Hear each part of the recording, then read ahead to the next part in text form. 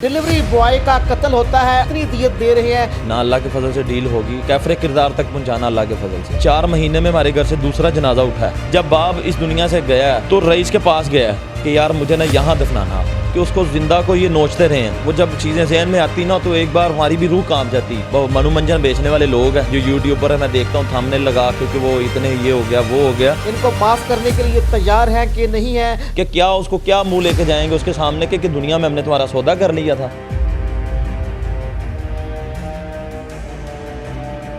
बिस्मिल्लाहिर्रहमानिर्रहीम, अस्सलाम वालेकुम नाजरीन, मैं हूँ सरदार आदिल मुस्तफ़ा। आप देख रहे हैं आप टीवी।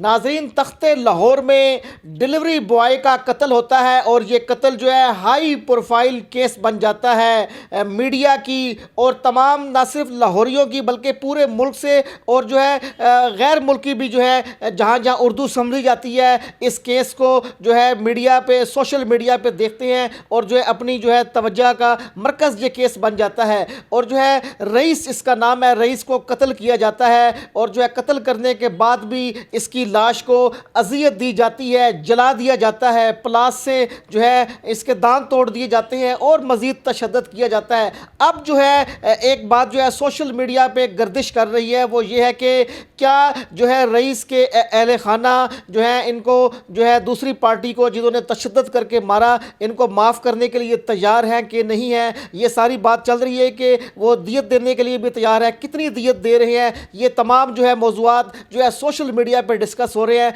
तो हमारे साथ अली मौजूद हैं जो रईस के भाई हैं। सारी बात हम इनसे करेंगे और इनसे पूछेंगे कि इनको दियत की कितनी ऑफ़र्स हो रही हैं और क्या ये वाकई कि इनको माफ़ करने के लिए तैयार है कि नहीं है। अस्सलाम वालेकुम अली। वालेकुम अस्सलाम भजन। अली भाई, एक बात सोशल मीडिया पे डिस्कस हो रही है कि आपके भाई रईस का कत्ल होता है। अब ये जो है फैमिली जिसने ये सारा अमल किया, आपके भाई को कत्ल किया, आपसे ये रब्ता करने को तैयार हैं और आपसे जो है माफ़ी भी मांगने को तैयार हैं और सारे आपको दियत देने के लिए भी तैयार हैं। इसमें कितनी सदाकत है?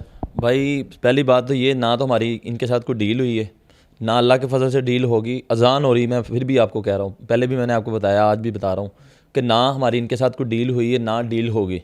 ठीक है, ना हमने कोई इनके साथ कोई डील करनी है। ठीक है, हमने इनको कैफरे किरदार तक पहुँचाना अल्लाह के फजल से।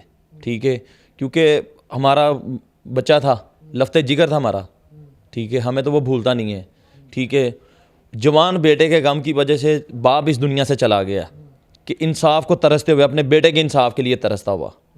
तो हम इनको कैसे माफ़ करेंगे कि 4 महीने में हमारे घर से दूसरा जनाजा उठा है।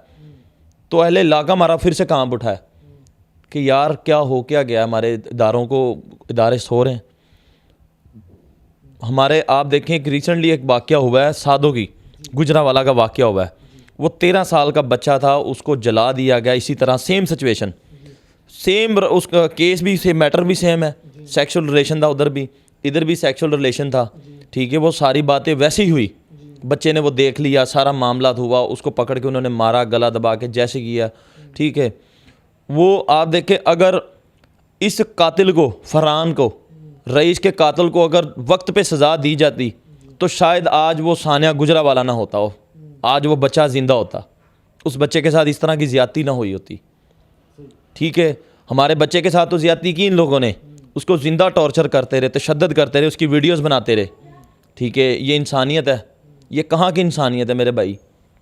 आप बात कर रहे हैं कि इस्लाम में दियत का कोई मुतालबा है, वो है इस्लाम में इस चीज़ का, दियत का भी शराइत रखी गई है, लेकिन उसके ऊपर भी कुछ शराइत हैं।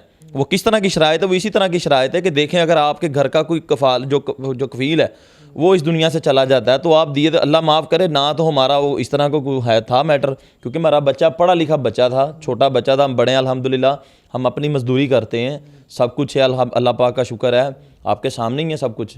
ठीक है, और ना कि इस तरह का मामला था कि हमने भी कल को इस दुनिया से जाके अपने भाई को अपनी शक्ल दिखानी है, उसका सामना करना है कि क्या उसको क्या मुंह लेके जाएंगे उसके सामने कि दुनिया में हमने तुम्हारा सौदा कर लिया था।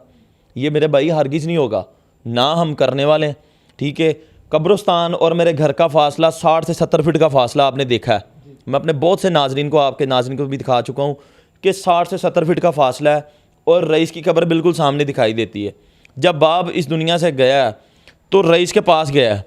आज से 1 महीना पहले हम लोग, आज का दिन ही था गालबन, जुमेरात या जुमे का दिन था, तो हम लोग कब्रिस्तान में मौजूद थे।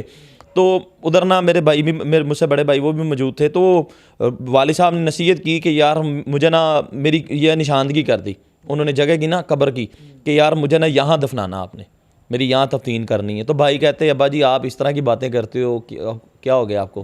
कहता बेटा मैं फिर भी आपको बता रहा हूँ, मैं बेटा आपको फिर भी बता रहा हूँ। आपके वालिद साहब को इतना रईस का गम था उसके, यानी कि वो जो वीडियोस उन्होंने देखी, जो तस्वीर देखी, जिस तरीके से कत्ल किया और कत्ल करने के बाद जला दिया। कहते हैं कि मरे हुए को मज़ीद नहीं मारना चाहिए, लेकिन उन्होंने मज़ीद टार्चर इतना किया। देखिए मैं आपको पहले बता रहा हूँ कि उसको ज़िंदा को ये नोचते रहे हैं, टॉर्चर करते रहे हैं, ठीक है, आँख, दांत, निशानात, क्या क्या आपको बताएं। वो जब चीज़ें जहन में आती ना तो एक बार हमारी भी रूह कांप जाती। हमारा अहले इलाका 3 से 4 दिन सोया नहीं। वो लोग बेचारे ना रातों को उठ के बैठ कर रोते थे, दुआएं करते थे कि यार उस बच्चे के साथ क्या किया।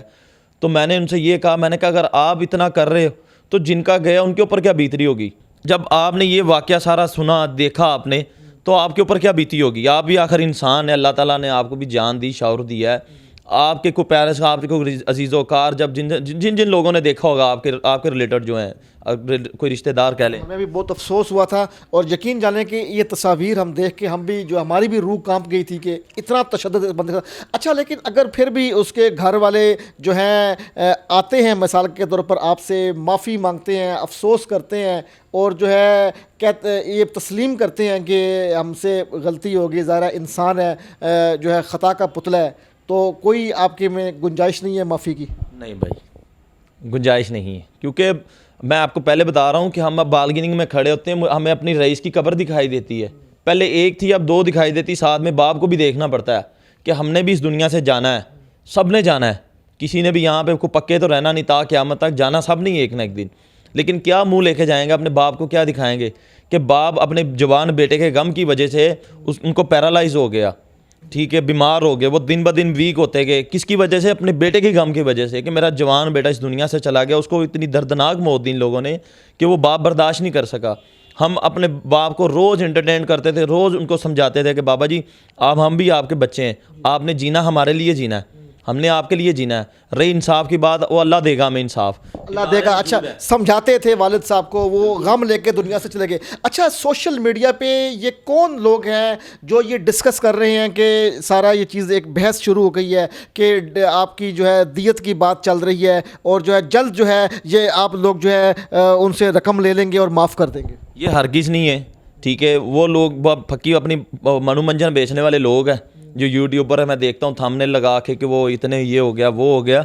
ये सब फेक खबरें। अल्लाह के फजल से एक दिन वो भी आएगा, इनके खिलाफ भी कार्रवाई करेंगे। जो लोग फेक खबरें फैला रहे हैं ना इस तरह की, उनके खिलाफ भी हम लोग ना कार्रवाई करेंगे। अब हमारा राइट है, हमारा कानूनी हक है, हम उसको अपनाएंगे। साइबर क्राइम है, हम जाएंगे वहाँ पे, उसको एप्लीकेशन देंगे कि ये हमारे खिलाफ इस तरह का लोग प्रोपेगेंडा कर रहे हैं, तो काइंडली आप इनको ज़रा रोकें, ठीक है। क्योंकि मुझे बहुत सी इस तरह कॉल्स आती हैं, आप जैसे आप भाई मेरा, आपने मुझे कॉल की इसी वाले से कि आपकी कोई इस तरह की कोई डील्स। मैंने कहा ये हरगिज़ नहीं है, ये झूठ है। तो मैंने आपको सडनली बुला लिया, क्या है भाई, मोस्ट वेलकम। मैं इस चीज़ के ऊपर आओ नहीं यार, आपको बताता हूँ, आपके देखने वाले जो नाजरीन, मैं उनको आगाह करता हूँ कि इस तरह का कोई माजरा नहीं है कि जहाँ कोई डील्स वगैरह हो जाती हैं वो तो इंटरव्यू देना सामने नहीं आना पसंद करते। मुझे कोई भी कहता है तो मैं उनको वेलकम कहता हूँ कि भाई आए, मोस्ट वेलकम, आप मेरे पास आएँ, मैडम आएँ, आप बैठे, मैं आपके साथ बात शेयर करता हूँ। आपके और नाजरीन जो देखने वाले हैं आपके चैनल के अगेंस्ट जो है, मैं उनसे आप आगाह करता हूँ कि इस तरह की कोई बात नहीं है, ठीक है। और ना भाईजान कभी होगा अल्लाह के फजल से, ठीक है, और ना हम कभी करेंगे, ठीक है। जबकि हमारा फिर से वही मुतालबा है कि मेरा बाप ऐसे हाथ जोड़ जोड़ के अपने आला अफसरान अदलिया से ऐसे हाथ जोड़ जोड़ के इंसाफ करता चला गया इस दुनिया से को खुदारा।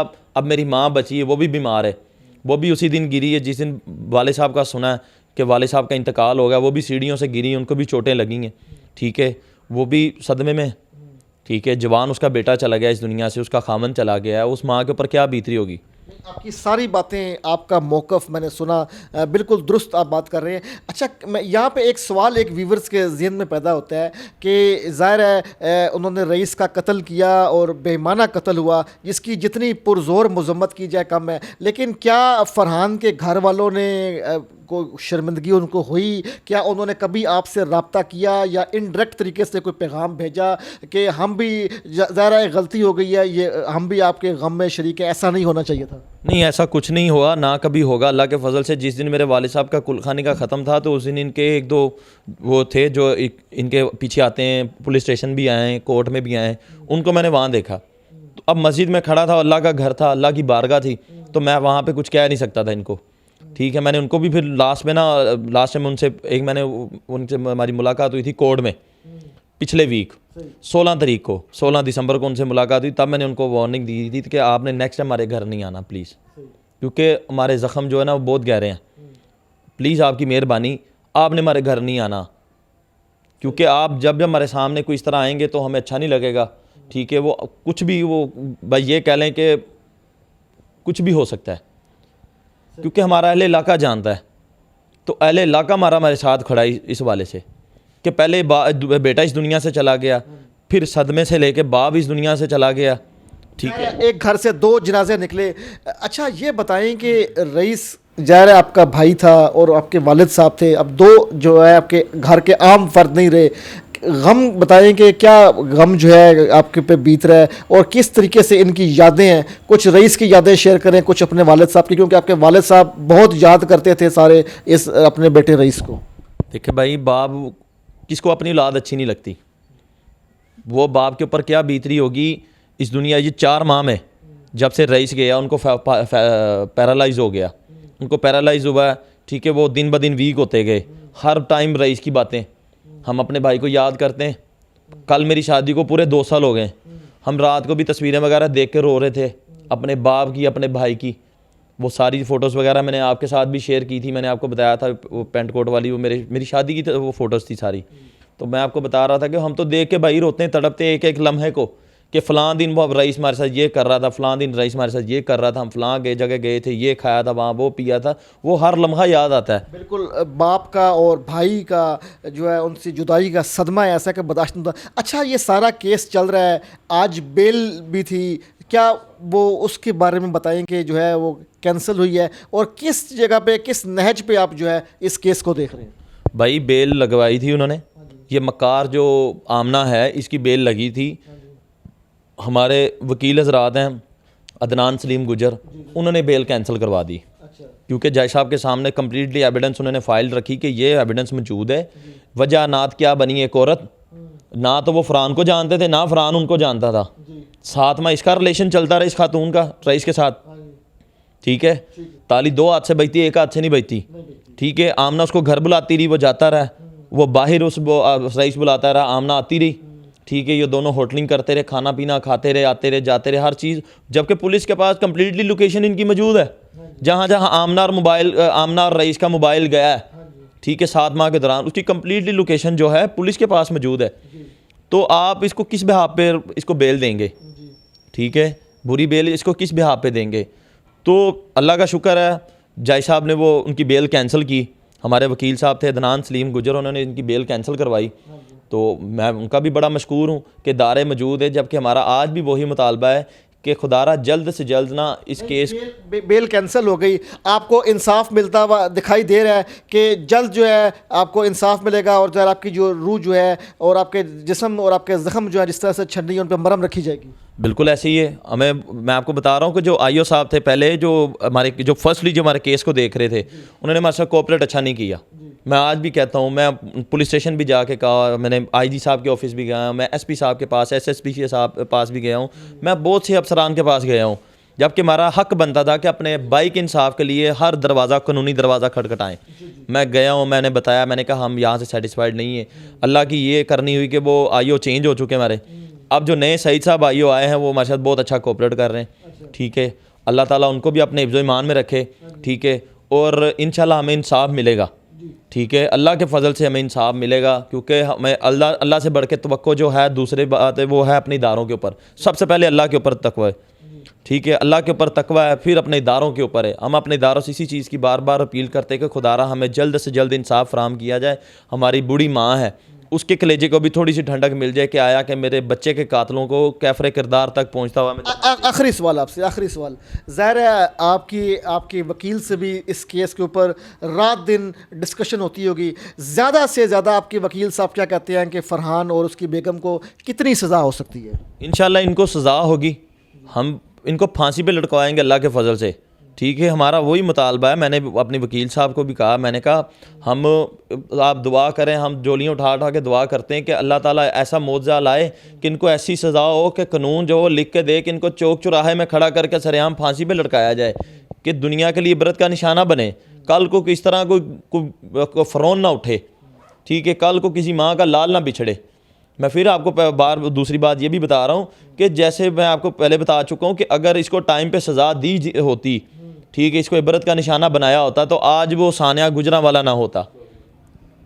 बिल्कुल नाज़रीन, बड़ी अहम बात की है अली ने। जो रईस के भाई हैं उनका ये कहना है कि इनकी किसी किस्म की डील नहीं है, किसी किस्म की दियत नहीं है, और ना ये दियत करना चाहते हैं और ना ये माफ़ी देना चाहते हैं, क्योंकि इनके भाई का कत्ल हुआ।